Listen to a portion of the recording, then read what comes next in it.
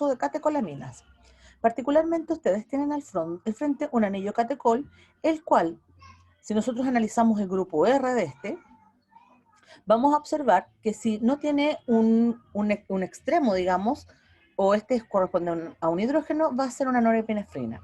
Si este corresponde a un CH3, un metilo, va a ser correspondiente a la adrenalina o epinefrina. Y si este no posee el grupo hidroxilo, va a corresponder a la dopamina.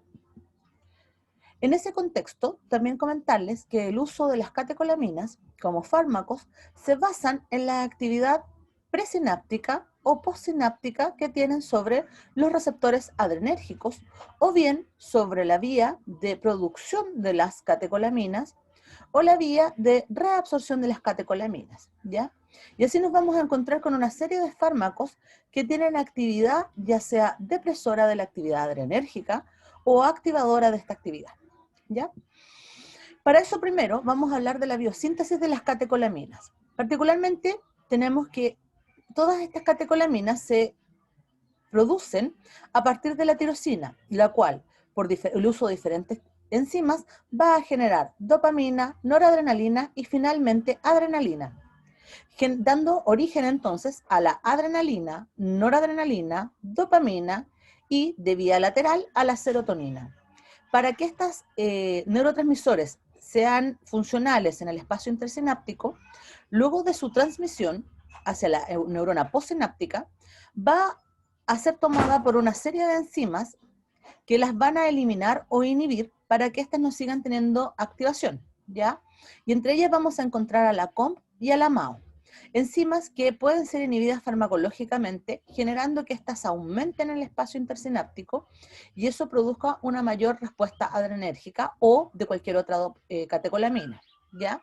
Una cosa también interesante es que nosotros podemos aumentar la concentración de estas catecolaminas de manera indirecta, es decir, aumentando la captación celular, evitando que se capte de manera celular estas catecolaminas. Por ejemplo, la cocaína y las anfetaminas son inhibidores de la recaptación de estas catecolaminas. Una cosa también interesante de mencionar es que nosotros con la dieta, a nivel del consumo de quesos añejados, consumimos una catecolamina de manera exógena, que es la tiramina. La tiramina es rápidamente en nuestro organismo inhibida por la COM y por la MAO. Pero cuando nosotros consumimos fármacos que inhiben a la MAO, los niveles de tiramina pueden elevarse en nuestro sistema nervioso. Y eso pudiese generar un aumento de la respuesta adrenérgica con la consiguiente hipertensión relacionada, ¿ya? La cual puede ser gravísima. En ese contexto, a nivel de los receptores adrenérgicos, nos vamos a encontrar que estos se clasifican en 5 subtipos. Los receptores tipo alfa 1, que son postsinápticos a nivel simpático. Los tipo alfa 2, que son mayoritariamente presinápticos a nivel simpático y postsinápticos a nivel cerebral. Los receptores beta 1, que están mayoritariamente a nivel del corazón. Los receptores beta 2, que están a nivel de los vasos sanguíneos, entre otros tejidos, y los receptores beta 3 que están a nivel del tejido adiposo. Para que nosotros entendamos cuál es la función de estos receptores, vamos entonces a explicarlos uno por uno. Primero tenemos a los receptores alfa 1, cuya activación genera la activación de la fosfolipasa D con la liberación y aumento del inositol trifosfato y la consiguiente liberación de calcio. Eso va a llevar a un aumento de la contracción del músculo liso, secreción de glándulas exocrinas y excitación neuronal. Y vamos a observar entonces una vasoconstricción, una bradicardia refleja, una contracción de los esfínteres a nivel urinario, midriasis a nivel ocular y, entre otras cosas, aumento de la liberación de potasio a nivel de la glándula salival. Después vamos a tener a nivel del receptor alfa 2, que es el que ustedes ven acá, vamos a tener que este inhibe a la adenilato ciclasa y por lo tanto disminuye el nivel de AMP cíclico. Eso va a generar una inhibición de la liberación de noradrenalina con la consiguiente reducción de la secreción de ciertos órganos, como por ejemplo a nivel ocular, la inhibición de la secreción del humor acuoso. También va a producir una reducción de la secreción de la insulina y una agregación plaquetaria. también vamos a observar que a nivel del tracto gastrointestinal va a producir relajación. Después tenemos el receptor beta 1, que genera activación de la adenilato ciclasa con un aumento del AMP cíclico. Esto genera un aumento de la secreción de renina y por ende, y también asociado, perdón, de la frecuencia, contractibilidad y conducción cardíaca, ¿ya? Después a nivel de beta 2 vamos a tener que este también activa la adenilato ciclasa y aumenta el AMP cíclico, pero esto se relaciona solo con aquellos órganos que tienen recepción tipo beta 2. Vamos a tener en este ejemplo glucogenólisis, relajación de los músculos lisos y recaptación de potasio en el músculo esquelético. Y también vamos a tener relajación a nivel del tracto gastrointestinal y a nivel uterino. Finalmente tenemos los receptores beta 3, que no son tan usados a nivel farmacológico debido a que en la actualidad no existe un fármaco aprobado por la FDA, pero para que ustedes sepan, este genera activación de la adenilato ciclasa con aumento del AMP cíclico, lo cual lleva a una relajación uterina y a una lipólisis. Bueno, ahí ustedes tienen al frente un resumen de las actividades que uno espera a nivel de alfa 1, alfa 1, alfa 2, beta 1 y beta 2. Particularmente y en contexto, quisiera decirles que la activación de beta 1, que es lo que tenemos aquí, provoca una estimulación cardíaca que va a dar lugar a un efecto que es cronotrópico positivo, es decir, va a aumentar la frecuencia cardíaca. Y también es ionotropo positivo, es decir, va a aumentar la contractibilidad. Y en general lo que vamos a tener es que también beta 1 va a aumentar la secreción de renina a nivel de las células yuctaglomerulares. También a nivel de este resumen, comentarles que los receptores beta 2 adrenérgicos van a mediar la relajación del músculo lisobronquial, por eso es que son muy importantes en la broncodilatación, como por ejemplo el uso del salbutamol, ¿ya? Y también van a producir en el músculo esquelético que se facilite la recaptación de potasio y en el hígado que medien la glucogenólisis, ¿ya? También es interesante mencionar que tanto la adrenalina como la noradrenalina van a tener la misma potencia sobre beta 1 y beta 2, ¿ya? Pero la adrenalina en particular es más potente sobre los, perdón, pero la noradrenalina es más potente sobre los beta 2 que sobre los beta 1. ¿Qué significa esto? Que la noradrenalina, al ser más potente sobre beta 1 que beta 2, va a tender a constreñir todos los vasos sanguíneos. En cambio, la adrenalina, como tiene actividad igual para beta 1 que beta 2, en algunos casos los va a constreñir y en otros los puede dilatar, ¿ya? También les había mencionado yo que en cuanto a la respuesta de las catecolaminas, también dependíamos entonces de las monoaminoxidasas, que son las enzimas encargadas de destruir, por así decirlo, las catecolaminas, ¿ya? Las monoaminoxidasas se dividen en dos grupos, las intraneuronales como la MAO-A y las extraneuronales como la MAO-B, ¿ya? Ahí al frente se le muestran un par de ejemplos farmacológicos. A nivel de la MAO-A, si nosotros generamos una inhibición de la MAO-A, lo que vamos a tener es una disminución de los niveles de noradrenalina y serotonina. Y también vamos a generar de manera indirecta una disminución de dopamina, ¿ya? Por otro lado, si lo que nosotros hacemos es inhibir a la MAO-B, lo que vamos a tener en el fondo es una disminución de los niveles directos de dopamina. Ahora, lo que me interesa es que lo veamos a nivel cardiovascular, ¿ya? Lo que nosotros tenemos al frente es una gráfica donde se muestra la comparación de los efectos cardiovasculares de 4 catecolaminas. En particular me interesa que nos fijemos en esta, en la norepinefrina y la epinefrina.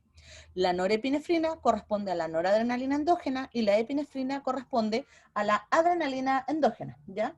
Si uno se fija en la gráfica que hay ahí al frente, lo que podemos observar es que a nivel de efectos cardiovasculares, en el caso de la adrenalina, que es el primer cuadro, digamos, vamos a observar que los receptores alfa-1 adrenérgicos van a generar mayoritariamente la vasoconstricción, lo que va a llevar a un aumento de la resistencia periférica, que es lo que ustedes ven acá, ¿ya? Lo que a su vez va a aumentar la presión arterial sistólica, que es lo que ustedes ven en el cuadro intermedio, y esto también va a llevar a un aumento de la presión sistólica, o sea, diastólica, perdón, y por lo tanto la presión arterial media, ¿ya? Ahora, si ustedes se fijan, la norepinefrina va a producir una taquicardia refleja. ¿Qué significa esto? O sea, perdón, una bradicardia refleja. ¿Qué significa esto? Significa que cuando aumenta muchísimo o mucho la presión arterial, se activa el reflejo vasoreceptor. Nosotros tenemos a nivel del callado aórtico, voy a tratar de dibujar acá abajo, nosotros tenemos a nivel del callado aórtico un sistema de recepción mediado por mecanorreceptores o varoreceptores que van a indicar cuánto es la presión arterial media, digamos, del cuerpo y si esta está aumentada o no, ¿ya? También nosotros tenemos varoreceptores a nivel de la arteria carótida, ¿ya? Entonces arriba tenemos el callado aórtico y acá tenemos la arteria carótida. Cuando aumenta los impulsos y se media un aumento de la presión arterial, estos van a señalizar hacia los receptores relacionados con el estiramiento del seno carótido. Y estos receptores van a activar diferentes impulsos hacia el centro vasomotor. El centro vasomotor, a su vez, detectando esta alza de presión, va a nivel del tronco encefálico, ya que ahí se encuentra el centro motor, va a activar ciertas fibras que se mueven a través de un conjunto de neuronas que se llaman el tracto solitario, van a activar al núcleo del vago, al núcleo motor del nervio vago, ¿ya? Y esto va a generar que aumente el reflejo vagal. El reflejo vagal va a llevar a dos reacciones. Por un lado, va a bajar los impulsos simpáticos, o sea, catecolinérgicos, y disminuyendo los impulsos simpáticos, si nosotros disminuimos los impulsos simpáticos, lo que vamos a tener es una vasodilatación de las arteriolas. Por otro lado, este mismo centro vasomotor, a través entonces de estas fibras que les decía yo, que eran del tracto solitario, va a activar al nervio vago también, la respuesta vagal, y eso va a producir un aumento del impulso parasimpático. Y el aumento del impulso parasimpático va a generar una disminución de la frecuencia cardíaca y por lo tanto una baja del gasto cardíaco. Es decir, que el aumento de la resistencia periférica observado recién, o sea, el aumento de esta resistencia periférica va a llevar a un aumento de la presión sistólica y diastólica, lo que va a generar es que a nivel del varoreceptor y el callado aórtico se active entonces la bradicardia refleja, ¿ya? Ahora, si nosotros lo comparamos con la epinefrina, que correspondería a la adrenalina, lo que vamos a ver es que la adrenalina va a aumentar la presión arterial sistólica, ¿ya?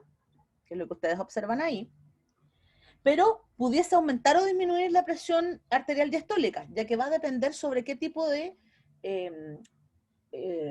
receptores está generando esta activación, ¿ya? Y también va a depender de la dosis de adrenalina que esté siendo aumentada, ¿ya?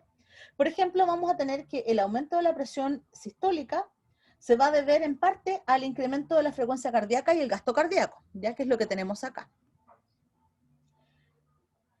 Pero que el efecto sobre la presión diastólica va a depender de la estimulación relativa que tengamos sobre alfa 1 o beta 2, ¿ya?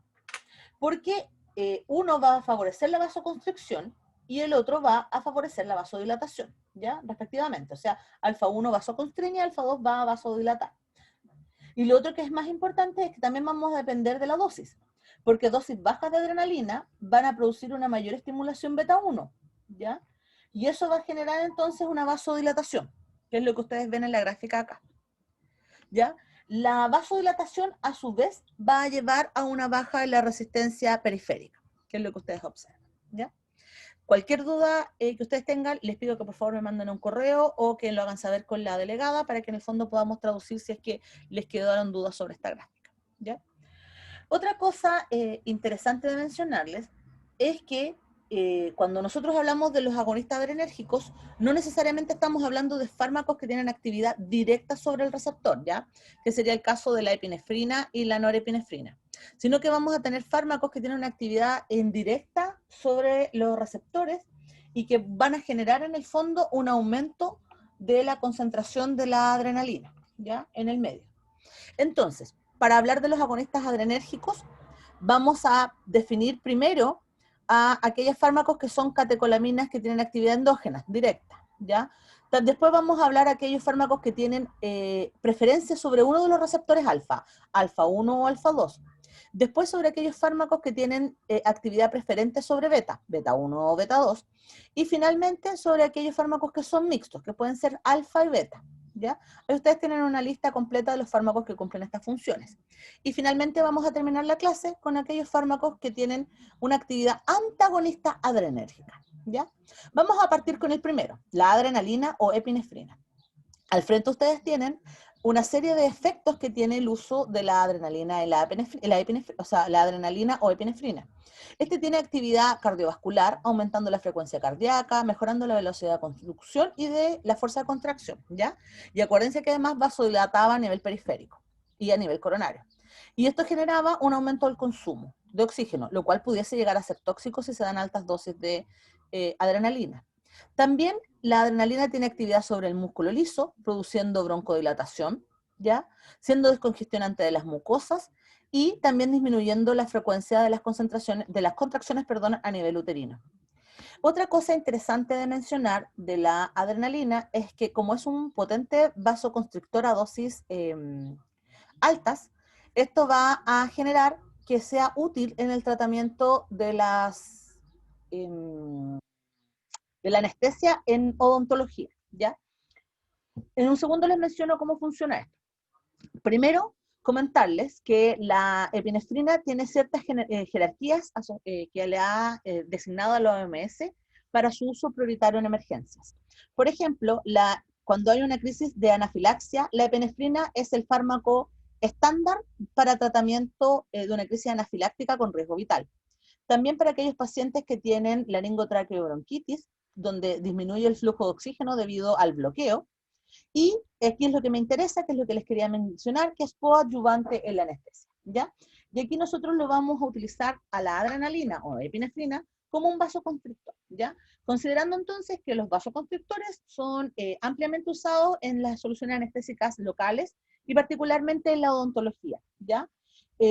Además de la epinefrina, también existe otro medicamento que es la levonorderfina, me cuesta pronunciarlo, pero se utiliza mucho menos en odontología. Lo más importante de mencionar acá es que generalmente se utiliza epinefrina asociado a la mepivacaína, que es un anestésico local que lo vemos la próxima semana, ¿ya? Y en general también comentarles que la mayoría de las veces las diluciones de la epinefrina más la mepivacaína, se utilizan en diluciones de unos a 100 y unos a 200. Y la dilución de unos a 100 está relacionada con el bloqueo anestésico dental, ¿ya? También se puede utilizar en dosis más concentradas, que es 1 a 50.000, en donde se utiliza para infiltrar los tejidos dentales, ¿ya? Pensando que aquí puede haber, por ejemplo, una anestesia quirúrgica y lo que nosotros queremos evitar es que haya un aumento del sangrado, por ejemplo, ¿ya? Sí es importante mencionarles que existe evidencia de que inyecciones repetidas de lidocaína, la lidocaína se utiliza al 2%, es decir, de lidocaína de 2% y diluciones de 1,50 de la epinefrina, podrían producir necrosis del tejido. De hecho, la contracción del tejido es tan potente que si un paciente se inyecta esto en un dedo, por ejemplo, o en el tejido del pene, que son más sensibles y tienen menos circulación, pudiesen generar necrosis del tejido, ¿ya? Y es importante entonces tener esto en consideración. ¿Cuál es la idea de utilizar ahora la epinefrina como coadyuvante en la anestesia? Primero, la idea es prolongar la duración del anestésico, ya que al vasoconstreñir, el anestésico se queda en el sitio de interés del trabajo, digamos, del trabajo profesional. Además, esto va a mejorar el éxito con el cual nosotros generamos el bloqueo nervioso y al evitar que se absorba el anestésico en el tejido, vamos a evitar que este se pueda volver potencialmente tóxico a nivel sistémico. Y también lo más importante es que va a reducir la pérdida sanguínea, especialmente cuando son procesos dentales complejos, ¿ya? Después, en cuanto a importancia clínica, va a seguir el shock hipotensivo, donde nosotros necesitamos aumentar la presión del paciente, pero además necesitamos aumentar la frecuencia cardíaca, pero no queremos un aumento de la resistencia periférica, ¿ya? Y se utiliza muchísimo en la parada cardíaca. La epinefrina se puede administrar por todas las formas que ustedes ven abajo y muchas más, ¿ya? Endovenosa, endotraqueal, intracardíaca, intraósea, intratecal, intradérmica, subdérmica, umbilical en el caso de los recién nacidos o de los pretérminos. También existe en otros formatos, pero también mencionarles que en general no se utiliza a nivel oral debido a que tiene pésima absorción y como les decía yo, puede producir vasoconstricción, ¿ya? Después tenemos como segundo fármaco a la norepinefrina, ¿ya? Que es conocido como levartenerol, menos utilizado en clínica, pero que también tiene algunos usos particulares interesantes, debido a que tiene muy poca actividad beta 2. Lo que les decía yo, que la norepinefrina tiene mayor actividad beta 1, ¿ya? Pero además tiene actividad alfa 1 y alfa 2. Así que se utiliza cuando uno necesita aumentar la resistencia periférica, ¿ya? Y aumentar profundamente la presión arterial diastólica y sistólica. Además, cuando queremos aumentar la frecuencia cardíaca, ¿ya? En general, produce menos vasoconstricción en la piel y las mucosas, por lo tanto es menos utilizada que la epinefrina, y puede producir algunos metabolitos ácidos, ¿ya? Además produce hiperglucemia. Entonces, ¿cuándo la vamos a utilizar? Cuando esta se vuelve más importante que la adrenalina. Cuando nosotros tenemos hipotensiones con resistencias periféricas disminuidas, por ejemplo, los choques hipovolémicos. Entonces, después de restituir el volumen al paciente, la norepinefrina cobra importancia aquí porque aumenta la resistencia vascular periférica, ¿ya? También en aquellos pacientes que hacen hipotensiones arteriales postquirúrgicas y en los pacientes con shock séptico, donde la adrenalina puede producir más daño que en el fondo beneficio. También son útiles en los infartos. El modo de administración es muy amplio, como lo mismo parecido a la de la adrenalina, ¿ya? Ahora, ¿cuáles son las indicaciones generales de estos fármacos? En general, tenemos que considerar lo que les decía recién, que tienen mala absorción oral, que son metabolizados por la COM y la MAO. Hay que tener ojo aquí con los pacientes si toman inhibidores de la MAO. Tienen una semivida muy corta, de pocos minutos. Se utilizan mayoritariamente como infusión intravenosa, rara vez intracardíaca, a pesar de que en la tele siempre las muestran como la famosa inyección intracardíaca, y que además existe, la adrenalina existe en formato inhalable cuando necesitamos broncodilatar de manera rápida, a pesar de que no es de primer uso, ya que el salbutamol, que es específico para la vía inhalatoria, aparentemente tiene mejor respuesta para los pacientes y menores efectos adversos. ¿Y cuáles son los efectos adversos entonces de estos fármacos? Estimulan el sistema nervioso central y van a producir en nuestro paciente agitación, temor, irritabilidad, insomnio, etcétera, ¿ya? Van a aumentar las resistencias periféricas, produciendo entonces la bradicardia y la hipertensión en el caso de la noradrenalina. Son arritmogénicos, ¿ya? Y además pueden producir angor, es decir, dolor pectoral al respirar, pueden producir disnea y pueden producir edema pulmonar, ¿ya? Y lo que les mencionaba yo es que si extravasa, particularmente a nivel del uso anestésico, que si trabaja, o sea, de coadyuvante anestésico, perdón, si extravasa los tejidos subcutáneos puede producir entonces necrosis extensa, ¿ya?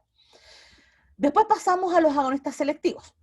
Aquí tenemos a los agonistas selectivos alfa 1, particularmente los más utilizados en la clínica son la midodrina y la fenilefrina, donde la fenilefrina en Chile se utiliza como descongestionante nasal y midriático, o sea, su uso como gotas ópticas, ¿ya?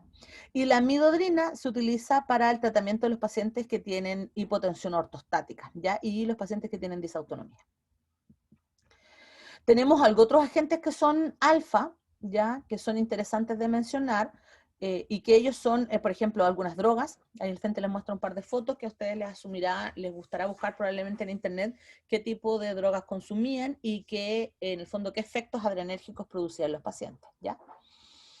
Y contarles que entre los fármacos que tienen actividad alfa 1 particularmente, en algunos son alfa 2, pero particularmente alfa 1 nos vamos a encontrar también de manera directa o indirecta con la efedrina, la metilefedrina, la pseudoefedrina, que se utiliza muchísimo como descongestionante nasal, la nafasolina, que se utiliza como midriático, etcétera. Ya la idea no es que se aprendan todos los medicamentos, ¿ya?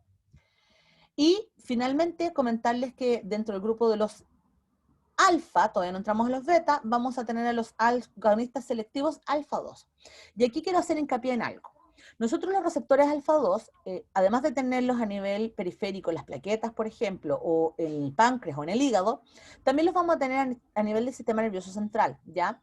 Y particularmente las alfa 2 están situados en neuronas simpáticas postganglionares y en general estos actúan como autorreceptores. Eso significa que cuando se activa la respuesta alfa 2, nosotros vamos a tener que esta alfa 2 presináptica va a generar una inhibición de la liberación de adrenalina.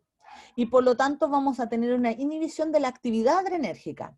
Y eso va a llevar entonces a una disminución de la frecuencia cardíaca, de la resistencia periférica, y también vamos a tener un aumento del control de la presión arterial. En el fondo van a actuar como normopresores, ¿ya? Dentro de este grupo de fármacos nos vamos a encontrar con la clonidina, que es un fármaco entonces alfa-2, que debido a su potente actividad alfa-2 va a generar una acción antihipertensiva y también va a ser útil para disminuir la cantidad de humor acuoso, es decir, disminuir la formación del humor acuoso, y por lo tanto son útiles en colirio para el tratamiento del glaucoma, ¿ya? Además de la clonidina, vamos a tener a la alfa-metildopa, que también tiene actividad potente alfa-2 a nivel central, que también entonces, por lo tanto, es un antihipertensivo, ¿ya? Y lo más importante es que tanto la clonidina como la alfa-metildopa son útiles en el embarazo debido a que no son teratogénicos, ¿ya? Particularmente aquí en Chile el más utilizado es la alfa-metildopa debido a que actúa como un falso neurotransmisor, bloqueando la respuesta adrenérgica, además de su acción inhibitoria postsináptica de la adrenalina. Y se ha visto que controla bastante bien la presión arterial en las embarazadas y junto con eso, sus efectos adversos, el mayor presentado, digamos, o destacado por las pacientes, es un leve aumento en los dolores de cabeza que son controlados tras 2 o 3 semanas de tratamiento, ¿ya? Que en el fondo se toleran bastante bien. Después tenemos a aquellos fármacos que tienen acción mixta, tanto sobre los receptores como sobre la recaptación de la adrenalina o noradrenalina, y dentro de ellos mencionarles que el más destacado son los derivados anfetamínicos, ¿ya? Dentro de los derivados anfetamínicos vamos a tener al metilfenidato, que se utiliza para el trastorno de la déficit atencional, al modafinilo, que lo que hace es aumentar el estado de vigilia, ya que disminuye la somnolencia. Vamos a tener a la sibutramina, que aumenta el tenor metabólico y sirve para bajar de peso, y la fentermina, que activa la respuesta noradrenérgica de manera potente, activando el gasto cardíaco, activando también el gasto metabólico, y por lo tanto sirve para bajar de peso. La mayoría de estos fármacos se absorben bastante bien por la vía gastrointestinal y como tienen acción mixta, no se metabolizan por la MAO y por la COM, por lo tanto generan que haya un aumento de los niveles de noradrenalina en el espacio intersináptico por más tiempo, ¿ya? También mencionarle que la mayoría de estos fármacos atraviesan súper bien la barrera hematoencefálica, por lo tanto no se pueden utilizar en el embarazo y que actúan como estimulantes centrales y por lo tanto los pacientes van a producir euforia, insomnio, pérdida del apetito y aumento de la frecuencia cardíaca. Por lo tanto, su uso indiscriminado puede producir taquiarritmias, pero también puede producir trastornos a nivel de la conducción del sistema nervioso central, generando, por ejemplo, en algunos casos, incluso alucinaciones, ¿ya? Se ha visto que en el caso del modafinilo y el metilfenidato aparecen crisis psicóticas agudas, ¿ya? Y todo este grupo de fármacos va a producir anorexia debido a que mantiene el sistema en un estado noradrenérgico de alerta y por lo tanto no se requiere alimentación, ¿ya? Eso también como dato interesante, ¿ya? Después contarles que tenemos a los beta-adrenérgicos, ya terminamos con los alfa, y de ellos tenemos a los inespecíficos y después a los beta-1, beta-2, ¿ya? Dentro de los inespecíficos, el más utilizado es la dobutamina, que corresponde a un ionotropo positivo y lo que hace es que aumenta la conducción a nivel cardíaca y por lo tanto aumenta el gasto cardíaco. Eso genera entonces una mejora, un aumento, perdón, de la resistencia vascular periférica y eso va a generar una mejora en la congestión pulmonar, ¿ya? Esto se utiliza en los pacientes que han tenido infartos agudos del miocardio y esto ha generado trastornos renales y necesitamos mejorar la resistencia vascular o también aquellos pacientes que tienen shocks sépticos o cuadros sépticos, ¿ya? Después tenemos a los beta-2 selectivos, estos los vamos a ver particularmente en la clase de asma, pero estos fármacos lo que hacen es que a nivel bronquial aumentan los niveles de, disminuyen los niveles de AMP cíclico y eso genera que se inhiba la fosforilación de la miocina, disminuya la concentración de calcio intracelular y por lo tanto que se relajen las fibras bronquiales. Dentro de ellos, el mayor representante de esta familia es el salbutamol. Los demás, como les digo, los veremos en clase con calma, en clases de asma. Después, también tenemos a nivel de beta 2 selectivos, recordar que los receptores beta 2 también se encuentran en el útero, por lo tanto, tenemos un fármaco en particular que es la ritodrina, que lo que hace es que actúa como relajante uterino y se administra a pacientes que están en trabajo de parto prematuro, con la intención entonces de que el trabajo de parto se detenga y pueda haber mayor crecimiento fetal, ¿ya? Como ustedes no son del área de la obstetricia, les comento solo que este fármaco existe, ¿ya? Ahora, a nivel de las aplicaciones clínicas de los adrenérgicos, a modo de resumen, entonces vamos a tener que son utilizados para la bradicardia, para el paro cardíaco y la resucitación, para los estados de shock, para los choques endotóxicos o sépticos, para los estados hipotensivos, para las crisis hipertensivas, solo recordar que alfa 2 porque actúa inhibiendo la vía adrenérgica, como descongestionantes, para el tratamiento de las enfermedades alérgicas y la anafilaxia, para el tratamiento de la obesidad y la narcolepsia. Esa lista que está aquí al frente, si ustedes quieren, pueden agregarle al lado el medicamento que ustedes crean que es el indicado para cada uno de estos tratamientos, y así para ver si comprendieron de manera adecuada cuál de los fármacos es el más útil según su actividad adrenérgica, ¿ya? Ahora vamos con lo opuesto, la clase de antagonistas adrenérgicos. Para eso, al frente les muestro una clásica curva de respuesta de antagonismo, donde A corresponde a la adrenalina o epinefrina, B corresponde a la adrenalina agregada en presencia de la fentolamina, y C corresponde a la adrenalina, pero en presencia de otro antagonista, que es la fenoxibenzamina. Y aquí yo les dejo la idea central de que va a depender qué tan buen antagonista sea, es cuánto es la respuesta que la adrenalina va a ser capaz en el fondo de activar o sobrepasar el nivel del antagonista, ¿ya? Y lo que ustedes van a observar entonces es que en BC hay inhibición competitiva y no competitiva, ¿ya?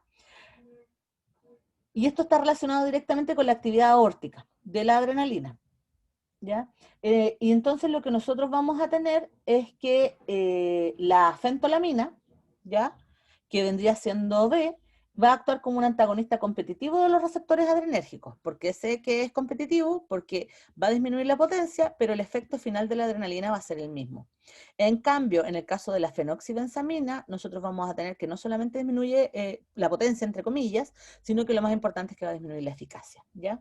Por lo tanto, la fenoxibenzamina se utiliza como medicamento en donde yo quiero realmente inhibir las crisis hipertensivas agudas o graves, ¿ya? De hecho, la fenoxibenzamina es un medicamento que se utiliza para tratar, por ejemplo, el feocromocitoma, ¿ya?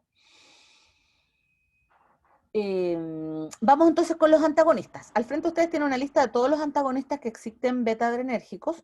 La gran mayoría de ellos los vamos a ver en las clases de hipertensión, pero solo mencionarles que tenemos alfa no selectivos, como la fenoxibenzamina y la fentolamina recién mencionados, alfa 1 selectivos, que se utilizan mayoritariamente para el control de la presión arterial y otros usos que les mencionaré, antagonistas selectivos alfa 2, como la joinvina, y después antagonistas de los receptores beta, donde tenemos no selectivos, ya, beta 1, beta 2, etcétera, como el propanolol. Vamos a tener selectividad absoluta beta 1, como el atenolol, ya. Vamos a tener aquellos que son no selectivos alfa beta, o sea que en el fondo tienen actividad alfa y actividad beta, como el carvedilol. Insisto que esos medicamentos los vemos más adelante en tratamiento de la hipertensión arterial. A modo de resumen, les comentaba yo que la fenoxibenzamina, debido a su bloqueo de los receptores alfa, va a generar una baja notoria de la presión arterial, ¿ya? Y por lo tanto se va a utilizar para el feocromocitoma, que es una alteración tumorosa de la glándula suprarrenal, donde el paciente produce grandes cantidades de adrenalina, ¿ya? Y por lo tanto tiene presiones arteriales extremadamente altas, ¿ya? Ese es su gran uso.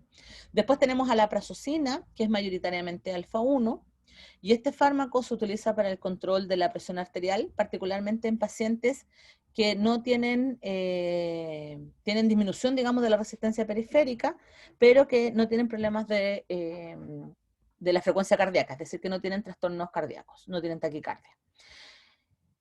En general, la prazosina, y esto es algo igual que interesante mencionarles, la prazosina y el propanolol, que lo vemos en unos segunditos, son medicamentos que pueden producir hipotensión ortostática.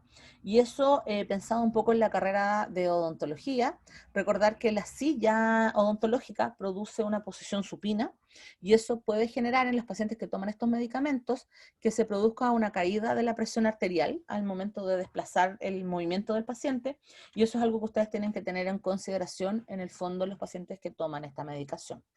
¿Ya? Sigo.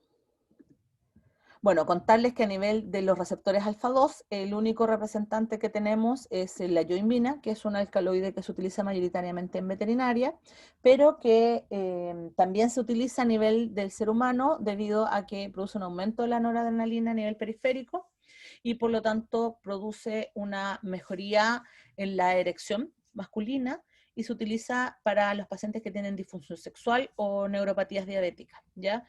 También se utiliza como estimulante sexual debido a que mejora la irrigación a nivel del aparato reproductor, ¿ya? Y sí hay que tomar en consideración que este medicamento puede producir taquicardia, temblores y aumento de la presión arterial, ¿ya? Y esta también se considera una droga de abuso en el caso de que como produce un aumento de la sensación de necesidad sexual, se puede utilizar como droga de violación, ¿ya? Por eso es que no es tan difundida, digamos, en el mercado. Ahora, si nosotros nos vamos al análisis de los receptores, del antagonismo de los receptores alfa 1 versus beta 1, considerando que estos medicamentos se utilizan mayoritariamente para el control de la presión arterial, vamos a ver que el antagonismo que produce sobre la adrenalina es mayoritariamente, ¿cómo decirlo yo? Ambos producen una baja en la presión sanguínea, tanto la alfa 1 como beta 1, alfa es el azul, beta es el verde, pero a nivel del gasto cardíaco, alfa no produce cambios y beta sí produce cambios en el gasto cardíaco, disminuye en el fondo el gasto cardíaco. Y por otro lado, a nivel de la resistencia vascular periférica, los fármacos antagonistas beta disminuyen la resistencia vascular periférica y los fármacos antagonistas alfa no tienen actividad sobre la resistencia vascular periférica o incluso pudiesen aumentarla, ¿ya? Y dentro de los beta bloqueantes, vamos a tener a todos los fármacos para el control de la presión arterial. Lo que les mencionaba yo, que el más común es el propanolol, que es un fármaco que es mixto, es decir, que tiene actividad beta 1 o beta 2, y que pudiese tener capacidad de bloqueo alfa. En general, este medicamento tiene varios usos interesantes, ya que no solo baja la presión arterial, sino que también se ha utilizado como tratamiento para el temblor esencial y para el pánico escénico, ya que traspasa muy bien la barrera hematoencefálica y por lo tanto tendría actividad a través del sistema nervioso central, ¿ya? Los demás medicamentos, como les digo, los vemos con calma en las próximas clases, pero ustedes tienen la lista ahí completa por si la quieren ir leyendo. ¿Cuál es el efecto secundario del uso de los beta bloqueantes? Es que van a producir bradicardia por disminución del ritmo cardíaco, van a reducir la presión sanguínea y por lo tanto hay riesgo de síncope. Pueden llegar a producir en algunos casos alucinaciones acústicas por su acción a nivel óptico, pueden alterar el sueño y en algunos casos pudiesen producir depresión y fatiga, pero son efectos muy raros y poco informados por los pacientes, ¿ya? Ahí al frente tienen entonces el resumen de cuál tipo de situación clínica tengo y cuál es el medicamento ideal para usarlo. Por ejemplo, en el shock anafiláctico, lo ideal es usar adrenalina más un antihistamínico, ¿ya?